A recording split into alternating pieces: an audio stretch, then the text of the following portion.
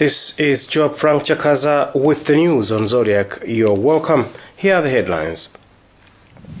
High Court stays President Chakwera's rescission of appointments of Jean Matanga and Linda Kunje as MEC commissioners. 13 police officers suspected to have had a hand in the murder of Blair Rude plead not guilty to all 3 counts against them. President Chakwera orders immediate cure of imbalances in the tobacco industry as the 2021 marketing season kicks off. And female boxer Anisha Bashir has received a boost ahead of a bout against Tanzanian Hape Daudi. Now the news in detail.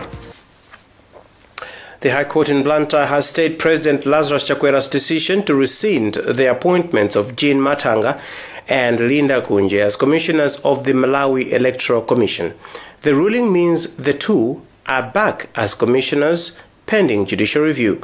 President Chakwera had rescinded their appointment on grounds that they were found incompetent by the Constitutional Court in the manner they handled the 2019 elections. Christopher Sunday reports. The High Court has now granted 2 claimants, Jean Matanga and Linda Kunje, a stay order until a judicial review is done on the decision by President Lazarus Chakwera to fire them as MEC commissioners. Legal experts say this essentially means that the Malawi Electoral Commission EC is back in play.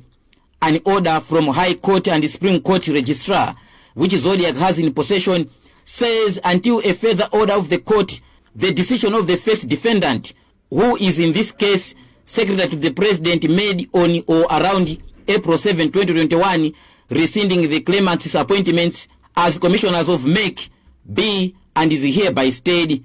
Government fired the 2 this month, citing incompetence as ruled by the High Court and upheld by Supreme Court of Appeal in May 2020. Before their firing, Kunje and Matanga sued President Chakwera and Malawi Electoral Commission for not offering them appointment letters and other benefits. For Zodiac, this is Christopher Sunday. Still in the courts, the state has started parading witnesses in the fraud case of suspended Mera Chief Executive Officer Collins Magalasi that started in Lilongwe. First witness, Mera's Public Relations Manager Fitina Konje, told the court that the DPP convention was documented as a community sensitization meeting to secure the funds. Dr. Magalasi stands accused of using over 10 million kwacha for the institution to pay for a DPP convention in 2018. We have more in this report, filed by Western Kuta. Mera spokesperson Fitina Konje is the first witness in the case. His former boss, Collins Magalasi, is accused of using 10.5 million kwacha of the authorities' funds to pay for accommodation and food for the Democratic Progressive Party delegates to a convention in August 2018 in Blantyre. She says that her consumer affairs and public relations, under which community outreaches fall, was not involved in the community sensitization meetings in the year as documents indicated, which turned out to be the DPP's convention. Konje says ordinarily her office was supposed to make requests of such meetings as a responsible department, but instead it was made by Secretary of the CEO, and at times the documents indicated that the CEO made instructions. Director of Public Prosecutions Dr. Steve Kayuni says he is happy that the case is now progressing and is hoping that cross-examination and re-examination shall be completed when the court reconvenes on a date to be settled for. We can say that we were amenable to the court's direction because it's the court that administers. So the court ordered that the matter proceeds, and we're ready with the witnesses outside. So we paraded the first witness. Kayuni has indicated that the state has 9 witnesses for the case, which Senior Resident Magistrate Florence Sekandiana adjourned to a date the state and defense will establish. The money was paid for accommodation and food at the Heritage Hotel, Oasis Lodge and Kanjeza Lodges in Blantyre. Reporting for Zodiac, I am Western Guta. Meanwhile, in Mzuzu, a magistrate court has set 20 May for ruling on whether former DPP regional governor for the North, Reverend Christopher Nzomera Ngwira, has a case to answer or not. The state Tuesday paraded the last of 16 witnesses in the case. A police officer, lawyer representing Ngwira, Christon Gambi, says he is not satisfied with what the last witness has testified in court, as documents presented in court show that the state recorded the statement in 2020 for an incident that occurred in 2016. Tora Kumwenda has more. Christopher Nzomera was implicated in a violence that took place at a political rally at Chiwavi in 2016 alongside John Yirongo, popularly known as Big Joe, George Mwamtowe and Lumbani Muntali. Nzomera and his co-accused pleaded not guilty to the accused charges in a case where the state has finalized parading its witnesses today, Tuesday. Appearing before the court on Tuesday, state paraded its last witness, a police officer who is currently on interdiction, who said he recorded statements of the accused following tips from people only for the accused to refuse having been part of the crime. In an interview, lawyer representing Ngwila, Christian Ngambi, says he is not impressed with the statement of the last witness paraded in court Tuesday, saying the documents show that the statement was drawn in 2020, whereas the incident occurred in 2016. We don't want to be prejudiced, but rather the evidence which has been paraded today was evidence which was recorded in 2020, while the case occurred in 2016. One wonders what kind of evidence would it be, but it's up to the court to decide how to use the evidence or not. Senior resident magistrate Peter Kandulu has since adjourned to 20th May a ruling on whether former Democratic Progressive Party regional governor for the North, Christopher Nzomera, has a case to answer or not. For Zodiak in Mzuzu, I'm Toera Kumwenda. President Lazarus Chakwera Tuesday morning opened 2021 tobacco selling season with tobacco fetching prices as high as $2.30. At the launch of the market, the president conceded that tobacco industry is facing numerous challenges, which mostly impact on the grower as the major player who is losing out on their toil. The president cited lack of bargaining powers on the part of the farmer when it comes to pricing and dubious levies as injustices that impact on farmers and eventually growth of the industry. Winston Kaimira filed this report. In his speech, President Lazarus Chakwera commended farmers for producing tobacco of high quality this year, despite the fact that supply is lower than demand on the market. President Chakwera said players in the sector must stop the tendency of setting levy on tobacco sales without the approval of government. He asked the Minister of Agriculture to facilitate a process in which issues of low prices, child labor, and regulation of the market can be addressed.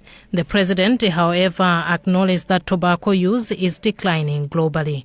He asked the Ministry of Agriculture to start preparing for a transition process which shall see the crop being removed from the pillars of the country's economy. Speaking earlier, Tobacco Commission Chairperson Harry Nkandawire said the commission is using the Tobacco Industry Act of 2019 as its weapon in ensuring sanity in the industry by controlling cross-border trade and eliminating child labor, among other interventions. On her part, AHO Group Chairperson Derisire Matondo Piri complained that the company is going through financial challenges which have led to delays in payment of salaries to its staff. She, however, said operational reforms are in place to deal with the challenge. Tobacco sales at Chinkoma auction floors shall open on 26th of April, while Mzuzu and Limbe auction floors shall open on 4th May. 13 police officers suspected to have had a hand in the murder of Blair Lule in 2019 have pleaded not guilty to 3 charges leveled against them. The charges include murder, grievous harm, and negligence. Judge Dorothy De Gabriel has since adjourned the case to 17 May to start full trial. Lule died at Lilongwe Police Station in 2019 when he was arrested in connection to the death of a boy with albinism in Leza. Chimon Padata was there and gives us details. During plea hearing at the High Court in Lilongwe, all 13 accused persons pleaded not guilty to 2 counts of murder and causing grievous harm, while one of the suspects has pleaded not guilty to an additional charge of negligence. The 13 are accused of murdering Blair Lule in 2019, a key suspect into the alleged killing of a 14-year-old boy with albinism. Lule died in police custody days after his detention. Masaugo Jamkagala is a defense lawyer in the case. There was for plea and directions, meaning the accused persons had to state whether they are pleading guilty or not to the charges against them. and directions in terms of how we are going to manage this case. So the directions really, the court is saying that we should come for trial on the 17th for the whole week until 21st of May. If at all there will be still witnesses from the state unfinished, we may have to extend accordingly. There are basically 3 counts. The first one is if the offense of murder. All the 13 accused persons are being charged with this offense and they have all pleaded not guilty. The second one is causing grievous bodily harm, and all the 13 accused persons have pleaded not guilty. The third one was only for the first accused person, Mr. Chipole, and the 13th accused person, Mrs. Mvula, the offense of negligently not preventing somebody to be harmed. They have also pleaded not guilty to that charge. And Gifty Gatundu is a lawyer representing one of the accused persons. We have been given the week starting the 17th of May to 21st of May. That is Monday to Friday. So the case has to start then. The state has projected and estimated that the 13 witnesses may be completed within that period. The case has since been adjourned to 17th May when the court will start parading witnesses. For Zodiak, this is Chimwemwe Padata. You're watching the news on Zodiac. We'll take a short break and be back with more. Stick around.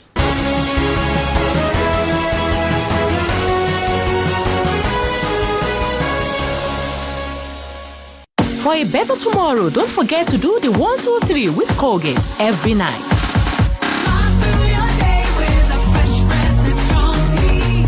Ashley Furniture Home Store.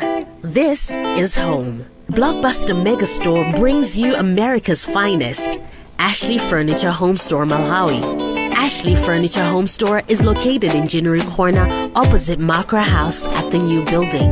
Our Ashley Furniture Home Store comes in 5 different styles to suit every personality. Either young or old, we've got you covered. Come and experience our showroom and discover the lifestyle that suits your personality. We have Ashley's signature collections on dining table, sofa sets, and bedroom. Come in store and see it for yourself. Our trading hours are Mondays through Fridays, 8:30 a.m. to 6 p.m. Saturdays, 8:30 a.m. to 4 p.m. Sundays are closed. Visit our home store today. Ashley Furniture Home Store. This is home. Do you know, here at Lilongwe Water Board, we have in place a 24-hour call center just for you, our customers. Anytime you experience a water problem, don't hesitate to call us on 253 and it's free. Low water pressure, no water situation, billing queries, bill payment, pipe burst, pipe leaks, faults, tips, and illegal connections. Just dial 253 and we will 93 377 777.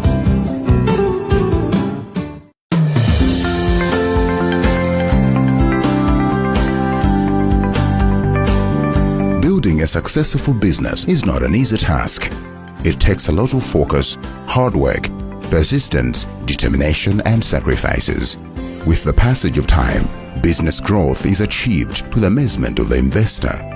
After witnessing such growth, a strategic business person secures the business from risks that have the ability to ruin the investment. That is where the Prime Insurance Company comes in with a business insurance policy that targets small and medium enterprises. If you own a fuel service station, restaurant, lodge, clinic, farm, photography studio, retail or wholesale shop, you have an important partner in us. Without waiting for fate to strike on your investment, reach out to us at our offices in all the major cities of the country and get your business covered at affordable rates. Prime Insurance Company. We care and share in times of need.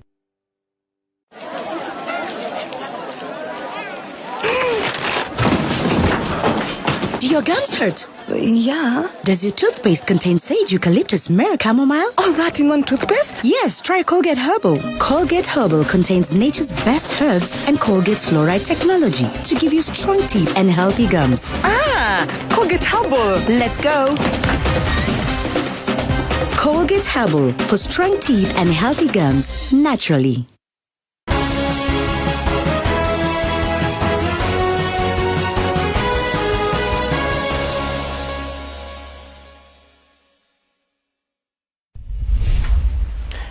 Welcome back. The headlines at this hour. High Court stays President Chakwera's rescission of appointments of Jean Matanga and Linda Kunje as MEC commissioners. 13 police officers suspected to have had a hand in the murder of Blair Rude plead not guilty to all 3 counts against them. President Chakwera orders immediate cure of imbalances in the tobacco industry as the 2021 marketing season kicks off. And female boxer Nisha Bashir has received a boost ahead of her bout against Tanzanian Happy Daudi. Moving on with the news, the Green Belt Authority has attributed the slow pace for the construction of the 30 billion kwacha Ilora Ntora irrigation project in Karonga to inadequate funding. It says government has pledged to commit only 1 billion kwacha from the required 30 billion kwacha. Director of Irrigation Operations at the authority, Eric Chizungu, spoke in Karonga when Vice President Saulos Chilima toured progress of the irrigation scheme. Meanwhile, Chilima says government will look for an alternative source of funding to finance the project. Adam Zunaninge reports. Speaking Tuesday when Vice President of the Republic of Malawi, Dr. Saulos Chilima, inspected progress for the Ilola and Tola irrigation scheme in Karonga, Director of Irrigation Operations for Green Belt Authority, Eric Chizungu, attributed the slow pace to inadequate funding as government has prayed to commit over 1 billion kwacha from the required 30 billion kwacha. Chizungu explained that the authority was only given 100 million kwacha at the start of the project from Treasury, adding that from the 30 billion kwacha, 10 billion kwacha will go towards infrastructure development, while 20 billion kwacha for agro-processing plant. It has taken us 2 to 3 years to have full feasibility and detailed design. Now that the contractor is on site and the consultants are ready to supervise, all we have been asking from the government, and in particular the Right Honorable Vice President, is provision of funding. As you heard, we need 30 billion kwacha to have the whole scheme running. On his part, Vice President Dr. Saulos Chilima said government will look for an alternative source of funding to finance the project by, among other things, liaising with the means of finance and economic planning. If we invest 30 billion kwacha, how much we expect to get? That's number one. Number two, if it's going to take us 5 years to finish, 5 years is a long wait. Now, what does it take for us to finish it in 2 years so that we can all start seeing the benefits much faster than the 60 months that is being projected? The Ilola and Tola irrigation scheme is expected to produce 15,000 tons of rice per year. Reporting for ZBS, this is Adam Clement Undani. A local organization working with street kids has warned the country may be sitting on a time bomb if street kids are unsupported to stand on their own. Executive Director of Sweet Aroma for Christ, James Wise-Manda, says most of the children in the streets survive on committing crimes. Meanwhile, members of the organization have completed a fundraising big walk from Lilongwe to Kasungu aimed at raising 3.7 million kwacha towards rehabilitation of children withdrawn from the streets. Nonkubu reports. Sweet Aroma of Christ organization says orphanhood, broken homes and marriages are some of the factors flooding street children in the country's towns and cities. Executive Director James Wise-Manda says the country risks a generation of unruly citizens because most street children lack support and care. He says it was against this background members of the group organized a 120-kilometer big walk from Lilongwe to Kasungu in an effort to mobilize resources towards rehabilitation, education and skills development of withdrawn street children. You know, the streets are so dangerous nowadays. If we can live it like that, then we are going to have a worse nation. Mr. Manda says the community has a responsibility to to support street children to go back to school in order for them to become responsible citizens. So we are taking our part as the NGO to help the government to remove those children. So we are asking people to support the initiative, so that together we can rescue someone. Sweet Alom of Christ expects to raise 3.7 million kwacha from the fundraising big work. For Zodiak, this is Noah Nkubwi Kasungu.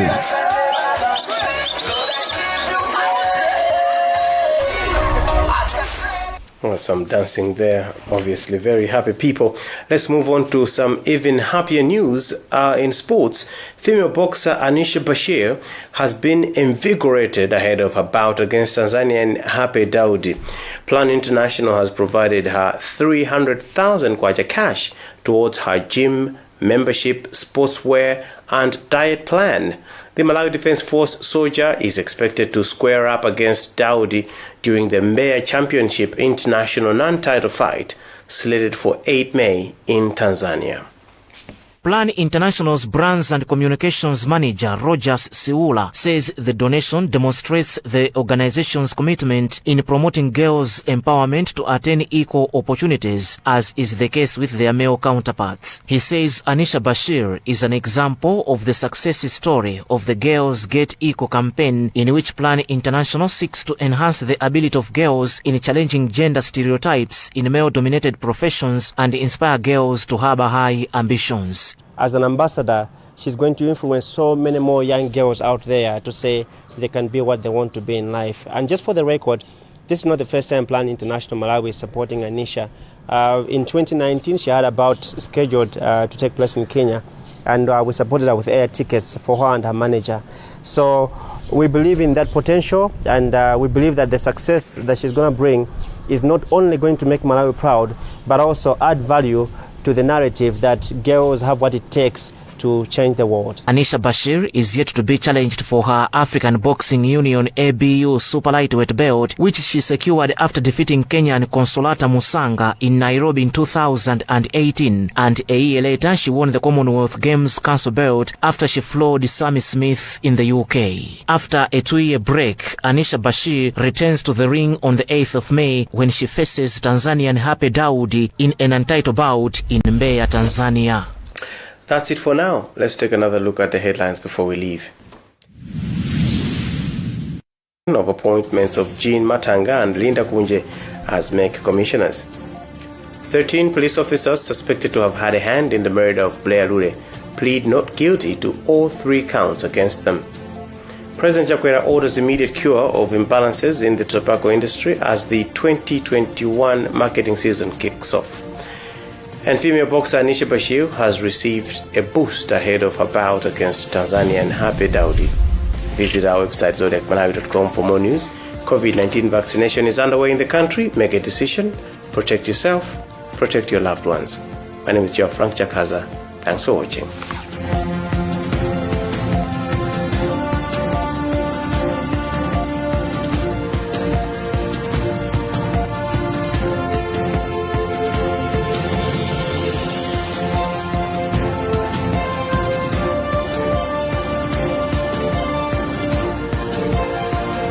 Check in